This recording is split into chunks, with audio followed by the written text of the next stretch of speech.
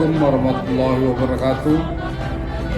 RRI sebagai salah satu stasiun radio tertua dan bersejarah di tanah air pada usia ke-79 tahun ini kiranya makin berkiprah pada era digital,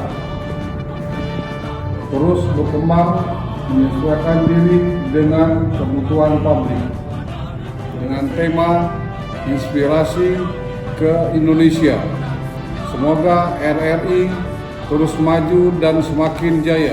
Saya selaku Kepala Kejaksaan Negeri Lok Sumawe mengucapkan Dirgahayu Radio Republik Indonesia.